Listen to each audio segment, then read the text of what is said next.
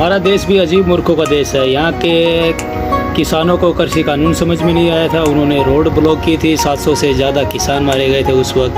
हमारे अर्थशास्त्रियों को नोटबंदी समझ में नहीं आई थी, व्यापारियों को जीएसटी समझ में नहीं आई, मुसलमानों को सीएए समझ में नहीं आया, और अभी नौजवानों को अग्निपथ समझ में नहीं आ रहा है। वो सरकारी संपत्तियों को खूब तोड़फोड़ कर रहे हैं, पत्थरबाजी कर रहे हैं, देश का नुकसान कर रहे हैं। पता नहीं हम लोगों को कब अक्ल आएगी। प्रधानमंत्री जी छोड़ो यार, इस देश को उसके हाल पे छोड़ दो, फ़ायदा नहीं है। आप इनको मत सुधारिए, आप इस्तीफ़ा दे दीजिए। अच्छा है।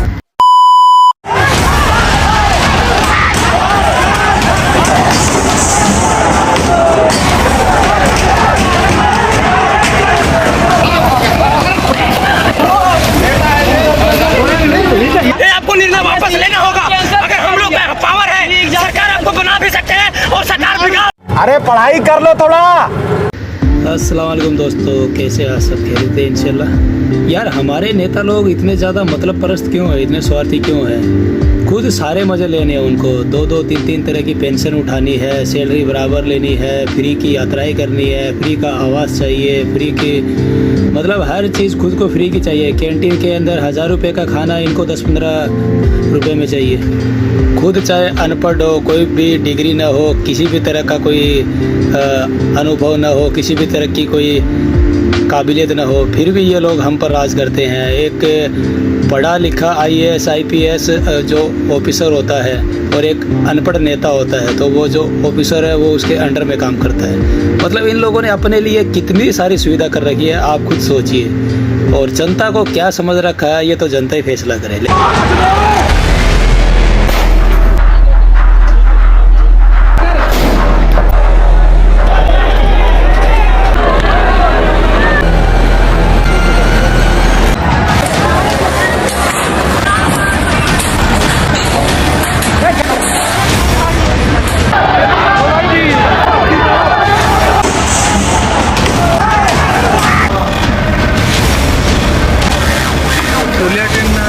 अग्निपथ के अग्निवीरों के लिए इन्होंने कितने नियम बता दिए, और 4 साल के लिए बोल दिया कि आ जाओ यहाँ पर ट्रेनिंग करो, और फिर 4 साल के बाद हम तुमको इतना पैसे देंगे, उसके बाद भाड़ में जाओ। छुट्टी होगा तो हम लोग देश में क्या रक्षा करेंगे? 3 साल में क्या जानेंगे कि मेरा कहाँ पे देश बिगाड़ रहा है और कहाँ पे सुधार रहा है। आर्मी की बहाली रैली लिया जाता था, उसी प्रकार से लिया जाए। TOD को वापस किया जाए और पुरानी फिजिकल जो फिट है उस लोग का एग्जाम लिया जाए।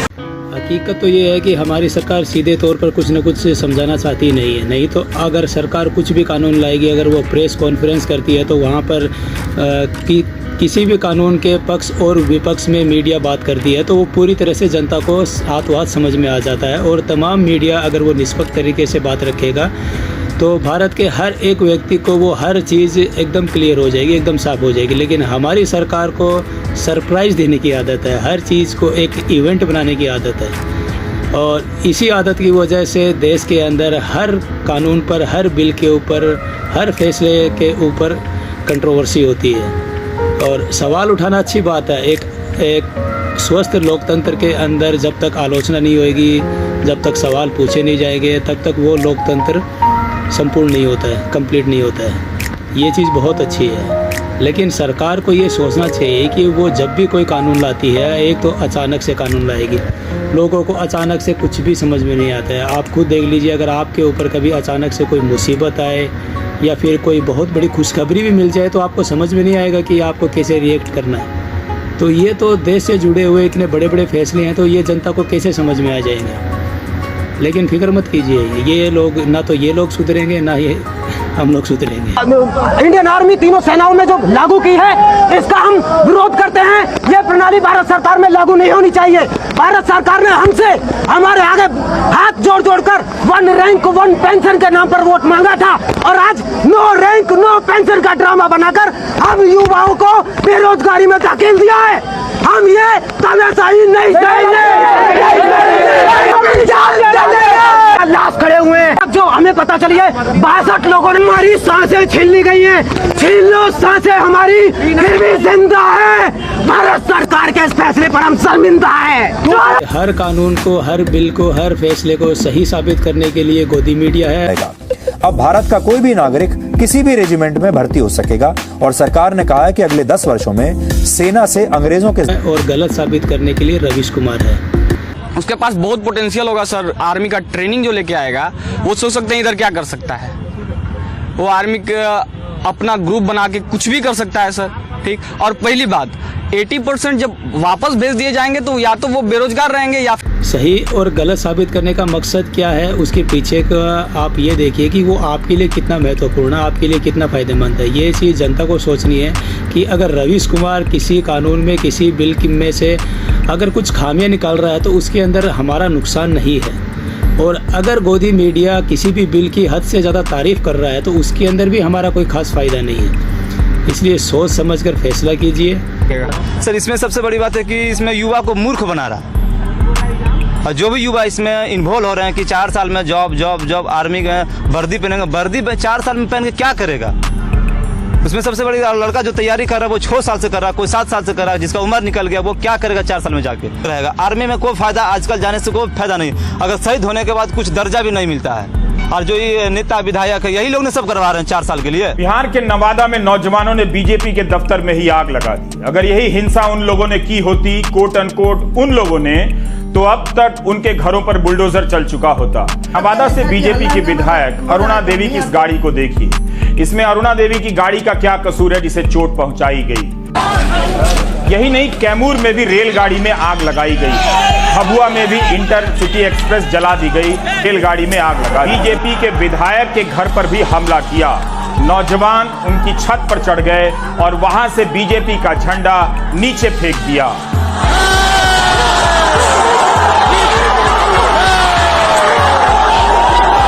किसी का भी आशियाना न तोड़े, किसी के घर न तोड़े, किसी के ऊपर बुलडोजर न चलाए। ये नौजवान भी हमारे देश के ही हैं। मुसलमानों के साथ जो हुआ चलिए खैर हो गया सो हो गया। अगर आप उनको भी अगर इंसाफ दिला दे तो बहुत ही बेहतर है। लेकिन आगे से इस तरह की कार्रवाई पर हमेशा के लिए रोक हो। गनीमत है कि ऐसा करने वालों को मीडिया ने उपद्रवी और बलवाई दंगाई नहीं लिखा है। ट्विटर पर कोई दंगाई लिखने की जल्दी में नहीं लग रहा ताकि बैलेंस बन जाए। लोगों के समय कोट अनकोट उन लोगों के समय लिखा जाने लगा था। क्या ट्रेन जलाकर युवाओं को लगता है कि आक्रोश का यही सही तरीका है?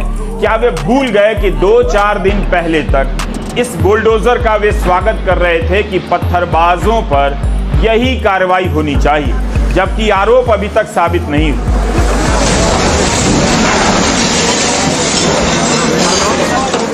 लेकिन आगे से इस तरह की कार्रवाई पर हमेशा के लिए रोक हो। सुप्रीम कोर्ट ने हालांकि कार्रवाई की है। जमीयत उम्मा हिंद ने उस पर एक रिट दायर की थी जिसकी आज सुनवाई हुई थी और सरकार को उसके लिए जवाब देने के लिए तलब किया गया है। देखते हैं क्या फैसला होता है। तो बाकायदा पत्थरबाजी हुई है। इन युवाओं को इतना भरोसा है कि हिंसा के बाद भी सरकार हर्जाना वसूली के केस नहीं करेगी, मीडिया उपद्रवी और पत्थरबाज नहीं लिखेगा, घर पर बुलडोजर नहीं चलेगा। सुप्रीम कोर्ट ने हालांकि कार्रवाई की है। जमीयत उम्मा हिंद ने उस पर एक रिट दायर की थी जिसकी आज सुनवाई हुई थी और सरकार को उसके लिए जवाब देने के लिए तलब किया गया है। देखते हैं क्या फैसला होता है। सब ग्रुप में रिश्तेदार और रिटायर्ड अंकल सपोर्ट करेंगे। लोकतांत्रिक आंदोलनों को सपोर्ट करने वाला समाज बचा ही कहां है। वह तो बुलडोजर से घर गिराने का सपोर्ट करने वाला समाज हो गया है।